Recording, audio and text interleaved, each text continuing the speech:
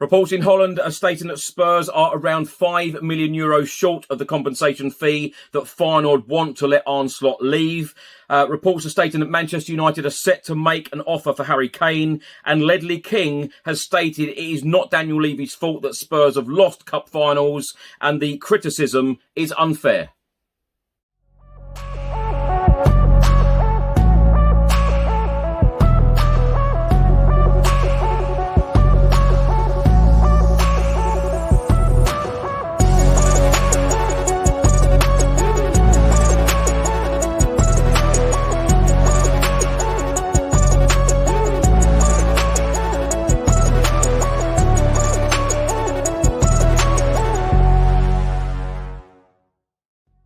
Welcome back to the channel. Hope you're all keeping well. This is another edition of Tottenham News, where I'll be going through all of the latest Spurs news, rumours and reports. If you're watching this on YouTube, please do hit that subscribe button, like, share and comment below. And if you're listening to this on an audio platform, please do hit that follow button and leave a review if you can.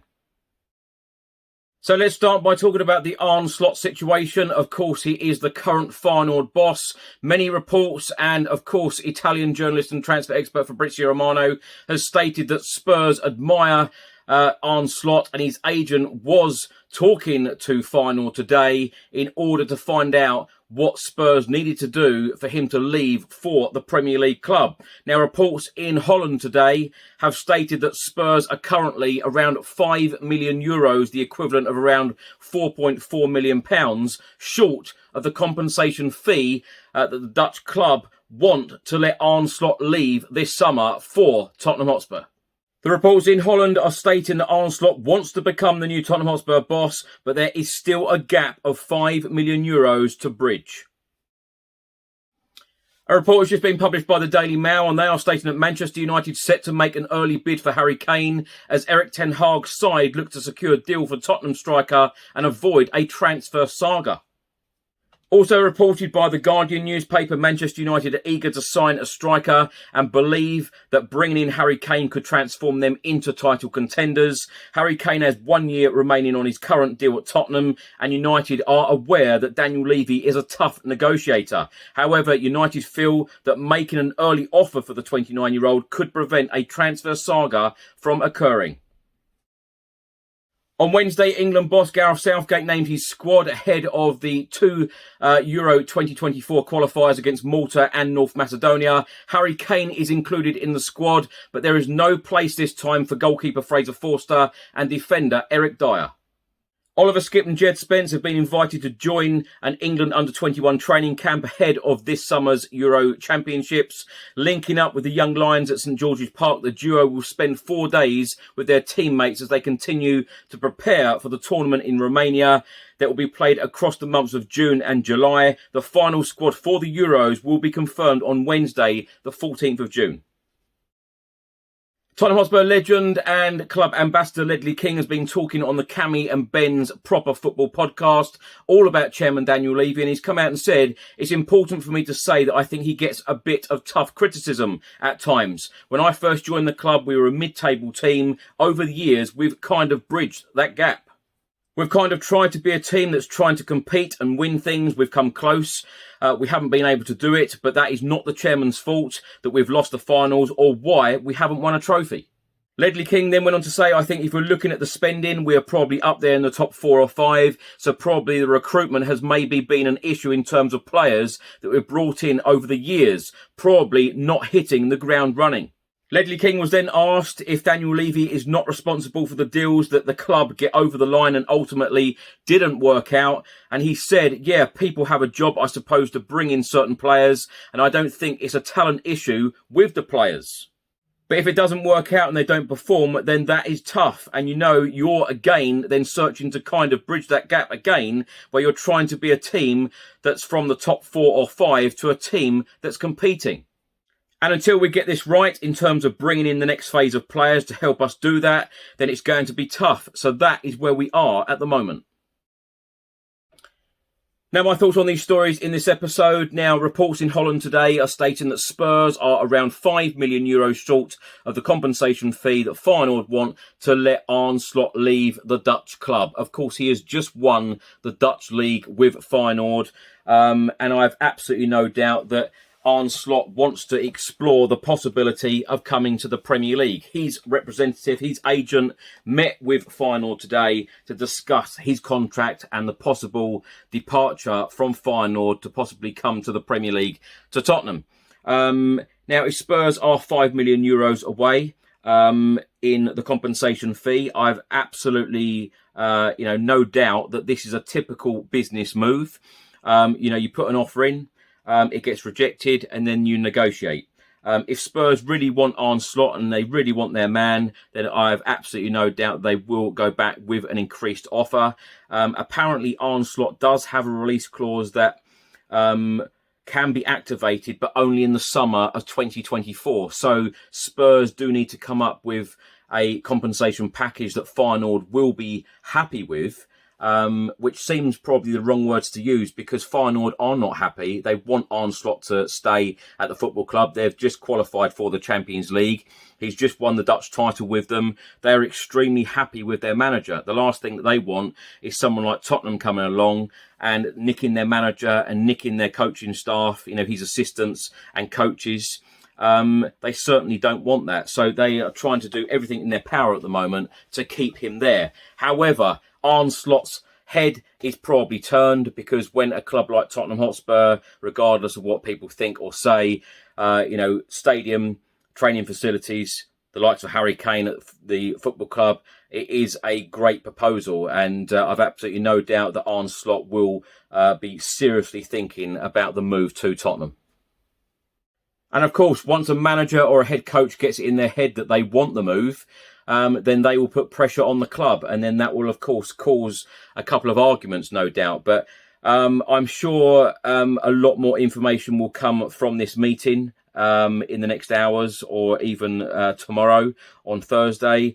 But the interesting thing is, and I've said this in the last couple of days, in the last couple of episodes, is the fact that when Spurs spoke to Julian Nagelsmann, Spurs wanted to go down the route of appointing a managing director of football or a sporting director at the club first. Julian Nagelsmann apparently said to Tottenham, I want to work with a sporting director on a daily basis. I want him to support my ideas, etc., etc. But Spurs wanted to appoint the director of football first, and it wanted, the board, Daniel Levy, wanted it to be their choice and not a manager's choice. So it's an interesting situation. Have we lined up a director of football already? Do we have someone in place already, but it just hasn't been announced? I've absolutely no doubt that we will hear something very soon. Now, the other story, Manchester United set to offer or put an offer in for Harry Kane. I wouldn't be at all surprised if we saw Harry Kane in a Spurs shirt next season. But to be honest, I wouldn't be at all surprised if Harry Kane left. I really don't know how this situation is going to pan out. Of course, he does only have 1 year left on his current deal. And he's broken the record at Spurs. He's just broken the record for England as well. And he's after that Premier League record. So if he does go anywhere, it will be to a Premier League club. And it will be really, really interesting if a club come out publicly or it got leaked that, a Manchester United or a Newcastle or even Liverpool came in for him and put an offer in for him. What would Harry Kane do? Because I think he's desperate for a trophy, as are all of us fans. But I think that we are a million miles away from trophies right now. Now, Ledley King has stated that it's not Daniel Levy's fault that we have lost cup finals, and he receives a lot of unfair criticism. I think a lot of fans would probably disagree with this. And it has been frustrating in a lot of transfer windows because all of us Spurs fans have felt that we should have done more, particularly supporting, should have supported Mauricio Pochettino a lot more than we did. He took us to a Champions League final. We didn't spend a penny in 518 days. When you don't spend money in transfer windows, it has an effect in the future. Of course it does. We've bought players and they clearly haven't worked. I can pick out two straight away. Tongion Ndombele, Giovanni Lo Celso, £100 million between the two of them. The recruitment has been really, really poor. And I think Daniel Levy himself will come out and say that one day, that the recruitment has been really, really poor. He has alluded to it in the last couple of statements that he's done, short statements I might add. It would be great to have Daniel Levy on a fan channel, and it would be great to have a fans forum taking place where fans can put direct questions to board members, particularly Daniel Levy, on certain decisions. I've said on many videos before, sacking Jose Mourinho 6 days before final was a poor decision in my eyes. Sacking Pochettino when he did, I know some people agreed with that decision. I didn't. Nuno Espirito Santo, that decision, 72 days, we waited for a manager and then Nuno walked through the door. Of course, a lot of us thought at the time that wasn't going to work out. Antonio Conte, these are good appointments. We have made some good appointments. So as many, we've had so many bad decisions at the football club recently. But the good decisions, when you bring in someone like Jose Mourinho and you bring in someone like Antonio Conte, I thought that those points were going to be the turning point where we're showing real ambition, where we're bringing in win-now managers. But when you don't back the win-now managers fully and you don't invest the money that we need to really compete for trophies, i.e. the Premier League, it always seems to just be about the top four.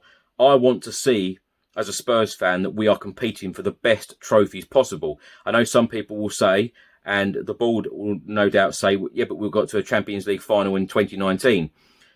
That was almost a miracle. When you saw that night Lucas Moura scoring a hat-trick, we'll probably never ever witness something like that again as Spurs fans. I hope we do, but we probably won't in reality. But I want to see us competing for the Premier League, and that is going to take a lot of investment. Of course, a lot of Spurs fans are extremely frustrated at the moment because we seem to be, concentrating on everything else. Concerts, NFL, all of the stadium events, karting tracks, etc. And I think this is what is really, really frustrating everybody, is the fact that there is so much going on at the stadium. Everyone keeps asking the same question: when are we going to fully concentrate on the pitch? When are we going to, put absolutely everything, all resources, lots of money that was promised? When is all of this going to be, the full concentration on the pitch, on the squad, on the team, to really challenge? Because all of us want to see us challenge for major honours. Premier League, we want to be really competing in the Champions League. And, that's what's so sad about this season, is the fact that we are now in a position, on Sunday, where we have to rely on someone else's result even to scrape a place in the Europa Conference League. That is how we have fallen. And I really do get a lot of frustration from a lot of people, and the decision making at board level must be so much better. Thanks for watching and thanks for listening. I hope you enjoyed it. If you're watching this on YouTube, please do hit that subscribe button, like, share and comment below. And if you're listening to this on an audio platform, please do hit that follow button and leave a review if you can. Enjoy the rest of your week. I'll see you on the next one. Until then, come on you Spurs.